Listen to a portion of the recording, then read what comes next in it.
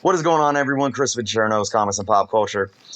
Today, guys, I got a topic that I needed to address, and I just want to let everyone know that this is going to be more like a podcast. So I'm going to talk about what you guys see on the screen, but the screen is going to stay that way the whole video. So if you feel like you need to set your phones down or set your devices down and multitask and just listen, you can go ahead and do that. So let's get into it and look at what's on the screen. So, of course, anonymity. I did not put this person on blast. But I want to talk about this comment that was left on my video. So I did the video, the three components of comic book collecting. This video was talking about three major components that I feel make up the majority of collectors. And then I went on to say something that I love to say all the time. There's no wrong or right way to collect comic books. And we don't have to scrutinize someone for collecting differently. And then I received this comment by an individual that stated, simple and plain, investors are ruining the hobby. Now, I went to click on reply because I wanted to pick this individual's brain, and the comment wasn't there. So I don't know if it got marked as spam or if they ended up deleting it after posting it, but I still got the notification. And I really wanted to talk about this. And again, not to put this person on blast, but just to really say, why do we feel this way? And if this person is watching, I really would have encouraged a conversation and a dialogue to dive into asking them, why do you feel that investors are ruining the hobby? So let me just come out straightforward and say I disagree 100%. Now, just because I disagree doesn't mean that I can't listen to your concerns, or if you guys feel this way, or some of you feel this way or feel similar. I want to hear about it, and I want to continue to have this conversation and talk about it, right? But ultimately, at the heart of it all, I do disagree. And one thing that I want to talk about is first off, the term investors. 'Cause I'm going to tell you something. When you talk about investors, there are no real investors collecting comic books. I'm going to tell you right now. When you talk about investors, you're talking about stock market. And I made videos in the past that says, hey, I've sat behind comic books and said comic books are a feasible investment. And I still believe that. But when you talk about people that are into investing, like when you talk about stock market or investing in property and things like that, that's a whole nother ball game. You don't have Wall Street people buying up comic books, right? Unless they're rich millionaires and they're going to auctions buying a Superman #1 or Action Comics #1 or something like that. That's not what I'm talking about. That's in a league of its own right there. But when you use the term investors with comic books, there's and again, I this is my opinion, but yet backed by the facts of the matter at hand, right?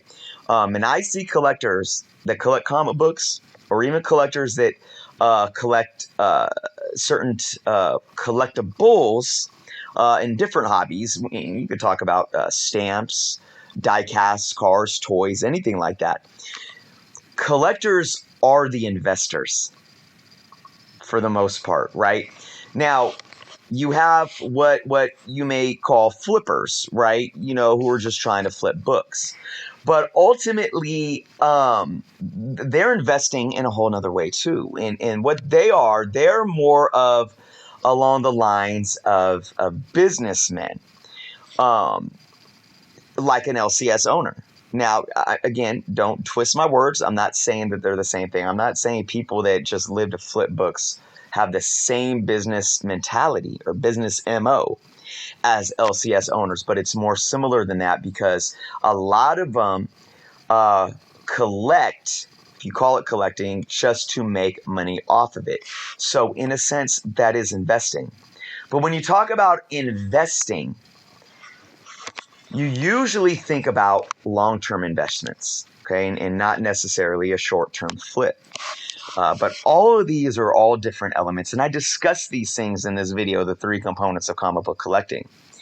So I broke down in detail why you have individuals that are collectors that a lot of old heads, possibly old heads, would say true collectors. And I don't like to use that term.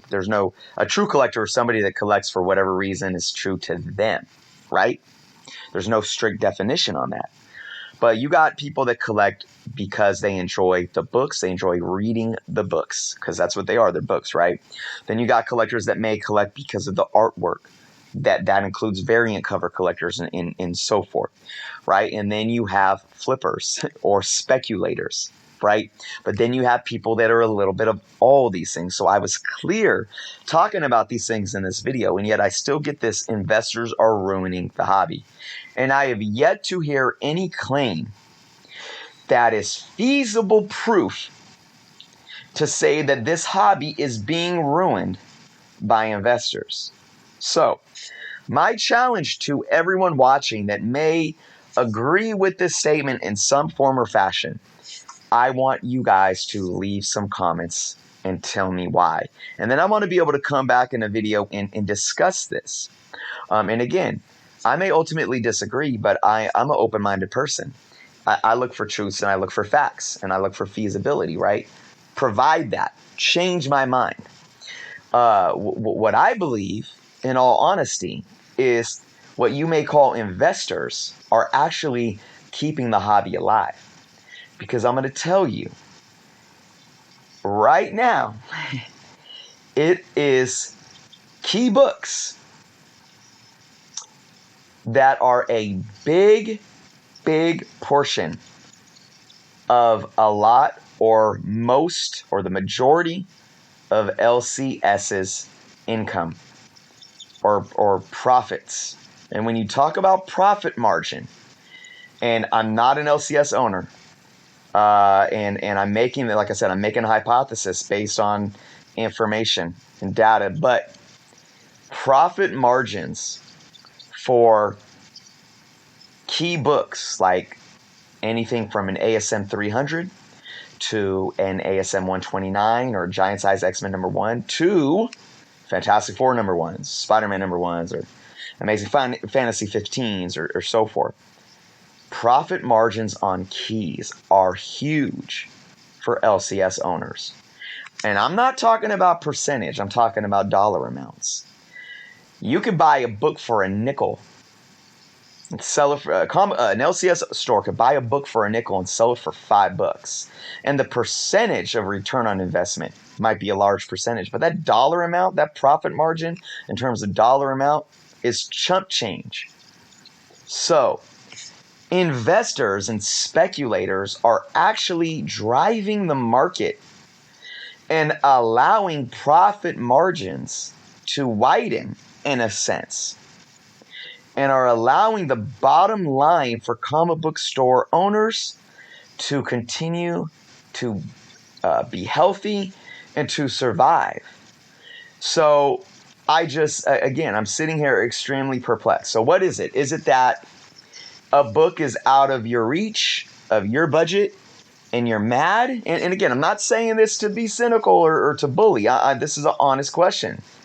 Because guess what? I am so frustrated that ASM 129, which is my holy grail, is becoming so out of reach for me. I want to yell and scream about it, right? But am I mad? Am I angry about it? No, that's the name of the market. And hopefully if I do get my hands on it one day, I'm going to be happy that the value continues to go up. Who here owns a key book, whether it's an ASM 300, that's like a few $100 book, or if it's a Giant Size X-Men, that's a couple $1,000 book plus, right? Or a Hulk 181.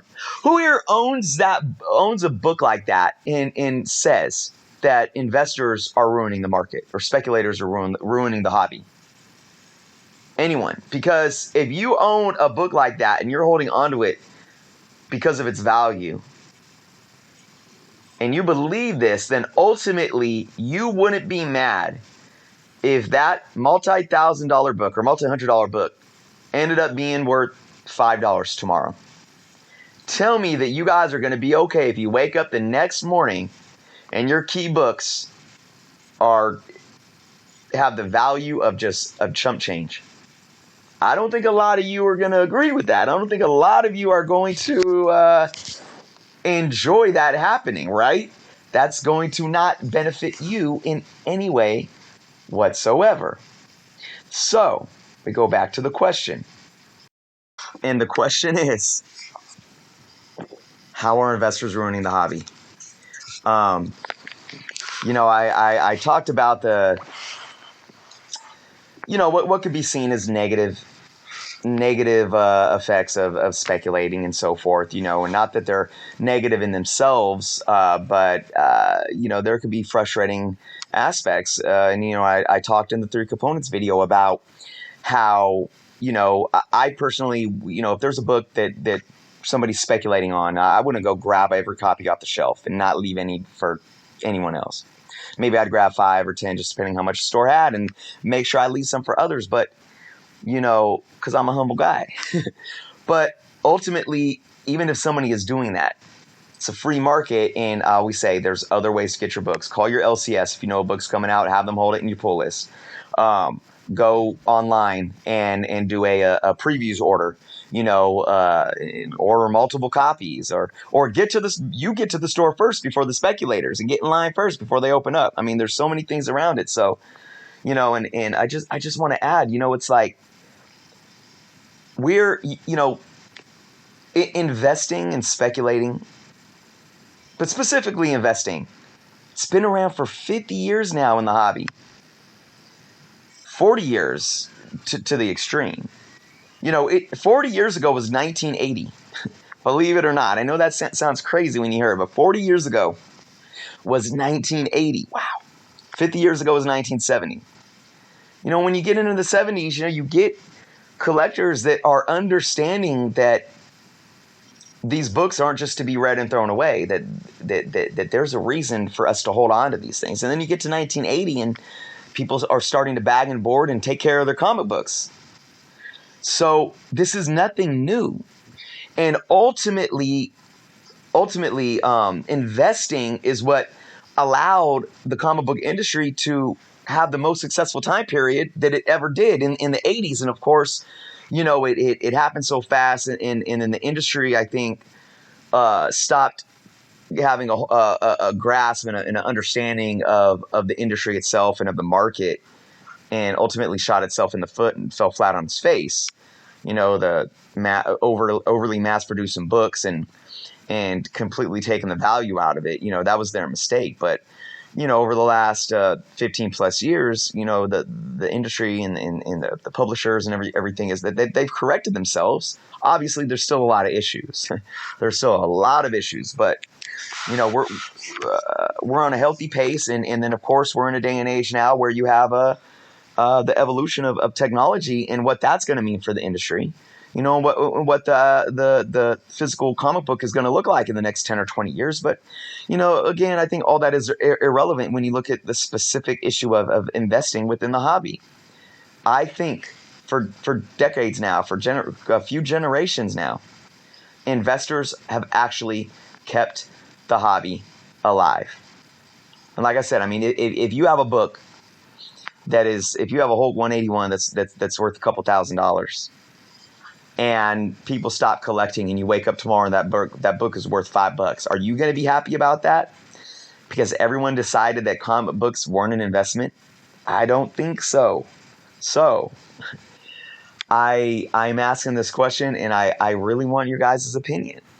I want you guys to leave some comments. Let me guys know what you think. Provide some context. Provide some data. If you truly align yourself in any way with this statement, investors are ruining the hobby. I want to know. I want to talk about this.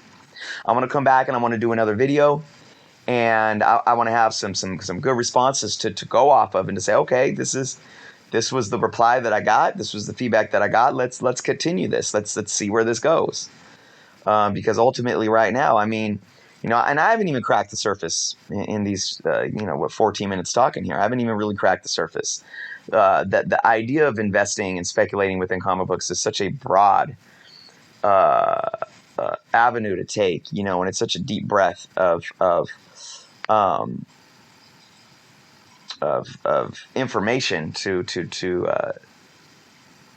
pick apart and to dissect, So again, ultimately, I want to hear what you guys think. Leave some comments, and let's keep this going. Let's keep this discussion going. So thank you guys for watching.